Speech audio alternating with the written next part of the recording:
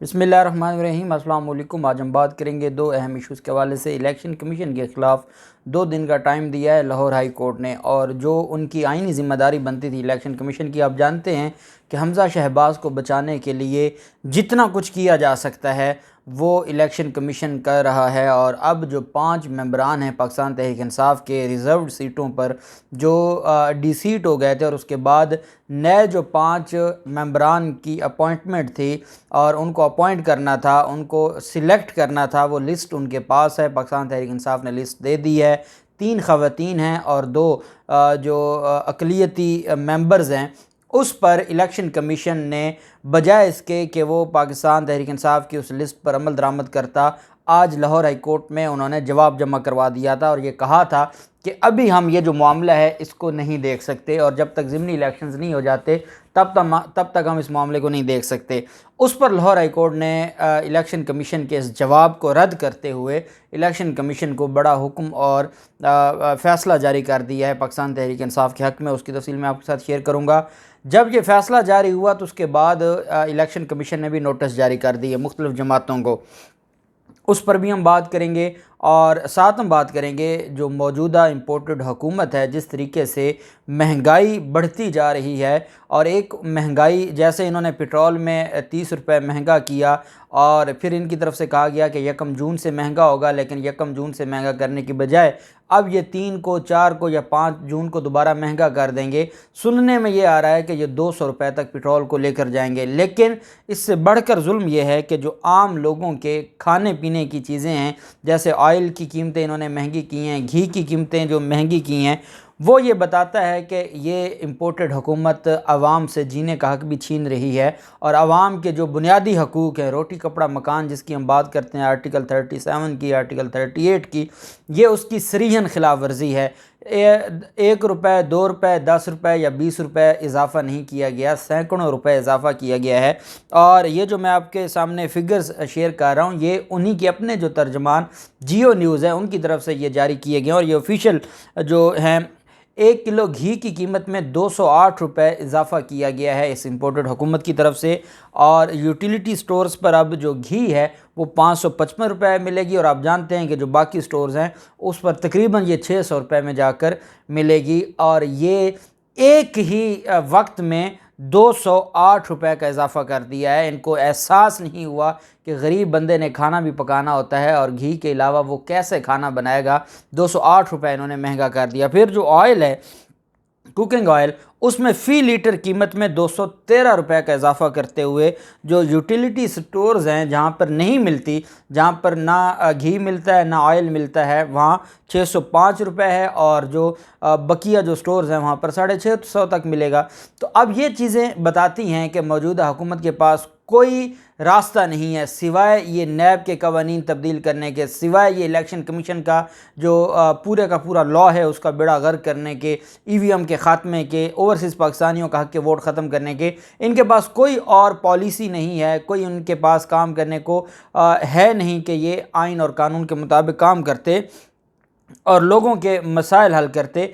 अब ये जो नोटिफिकेशन है, ये नोटिफिकेशन ये बता रहा है कि इसका इतलाक़ 1 जून से होगा, और ये सुबह से ही इसका इतलाक़ शुरू हो जाएगा। और लोगों को इतना बड़ा धचका दिया है इस इम्पोर्टेड हुकूमत ने। फिर किसानों के साथ एक मेहरबानी की गई थी, और वो थी खाद की कीमतों में। आप जानते हैं कि पिछला भी कुछ अरसा खाद का जो मसनूई बहरान पैदा किया जाता रहा, फिर कीमतों में भी एक ख़ास कीमत मुकर्रर कर दी गई, और उसके बाद जो माफिया थे, खाद माफिया, उन्होंने खाद प्रोवाइड करना शुरू कर दिया। अब क्या हुआ कि ये इम्पोर्टेड हुकूमत आई और इन्होंने किसानों को खुश करने के लिए झूठ का एक नोटिफिकेशन जारी किया। उस नोटिफिकेशन में ये कहा गया कि जो खाद है उसका नया रेट मुकर्रर कर दिया। अभी वो नया रेट का नोटिफिकेशन जारी किया था कि इम्पोर्टेड हुकूमत को यू टर्न लेना पड़ गया, और वफाकी हुकूमत ने गुज़श्ता हफ्ते किसान को रिलीफ देने का ऐलान करते हुए खाद की सरकारी कीमत तय करते हुए 50 किलो फ़ी बोरी पर 389 रुपये तक कमी का फ़ैसला किया था।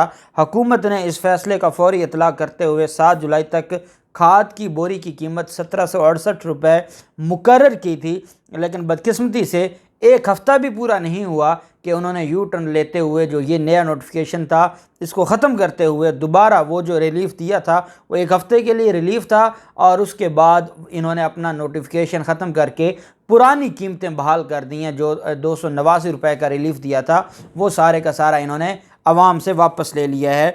और अब उसकी वजह से फिर मार्केट में जो मामलात हैं, क्योंकि इनकी तरफ से ये कहा गया था कि मार्केट में जो नई कीमतें हैं, इनकी नई कीमतों के इतला की वजह से मार्केट से बहरान पैदा हो गया है और मार्केट में खाद माफिया खाद देना नहीं चाहती किसानों को। तो अगर आपने खाद माफिया के साथ, माफिया भी तो आपके थे, अब आपकी हुकूमत में भी अगर माफिया ने काम करना है, पहले तो हमें समझ आती थी कि उस्मान बुज़दार वो इस तरीके से नहीं काम कर सकता और वो माफिया का मुकाबला नहीं कर पाया, ये बात तो एडमिटेड है। लेकिन अब जो माफिया ख़ुद हुकूमत में हो और माफिया को ना काबू कर सके, तो इसका मतलब ये हुआ कि ये जानबूझकर, क्योंकि ख़ुद ये बेनिफिशरी हैं, हर कारोबार के ये बेनिफिशरी हैं और ये मामला ऐसे ही चलता आ रहा है। दूसरी तरफ इलेक्शन कमीशन ऑफ पाकिस्तान ने जो मामला था लाहौर हाई कोर्ट में चीफ जस्टिस अमीर भट्टी साहब की अदालत में, आज इन्होंने एक जवाब जमा करवाया था। और जब आज पाकिस्तान तहरीक इंसाफ की बाकी दरख्वास्तों पर समाअत हुई थी तो वहीं पे जो मखसूस नशिस्तों पर अराकीन का मामला था उस पर भी समाअत हुई थी। पाकिस्तान तहरीक इंसाफ की तरफ से अजहर सदीक एडवोकेट साहब पेश हुए थे और उसमें इलेक्शन कमीशन की तरफ से आज जवाब जमा करवाया गया।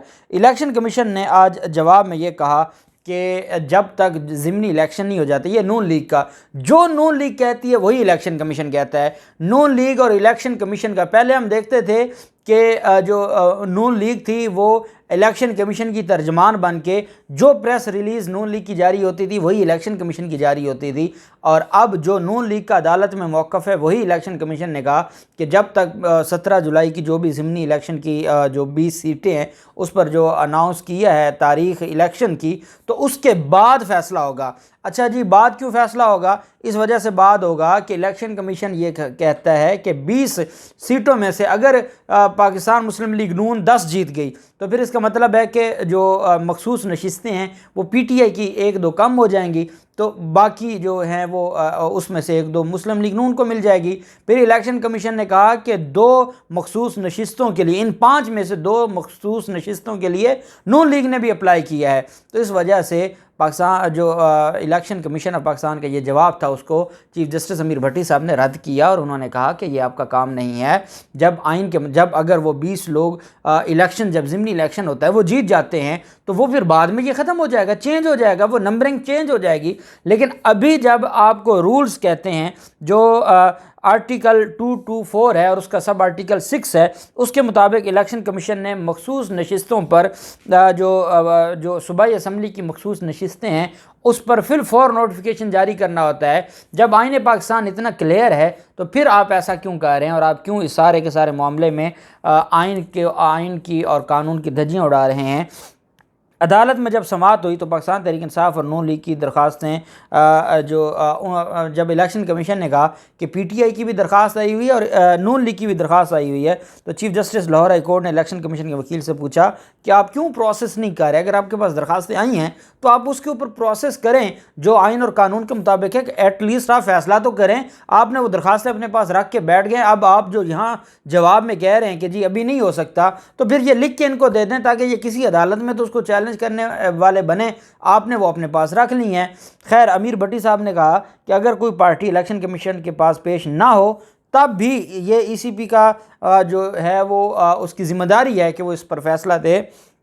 इलेक्शन कमीशन के वकील ने जवाब दिया कि हम प्रोसेस कर रहे हैं, मुनहरफ अरकान के ज़िमनी इंतखाबात के बाद तनासब से मखसूस नशिस्तों के नोटिफिकेशन जारी किए जाएंगे।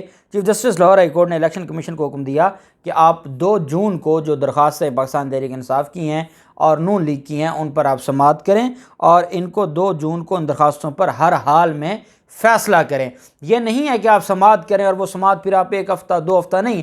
अदालत ने कहा है कि 2 जून को आप फ़ैसला करें। इलेक्शन कमीशन 2 जून को पाकिस्तान तहरीक इंसाफ की दरख्वास्त पर फ़ैसला नहीं करेगा तो कंटेम्प्ट करेगा, तौहीन अदालत करेगा और ये इलेक्शन कमीशन नहीं करेगा।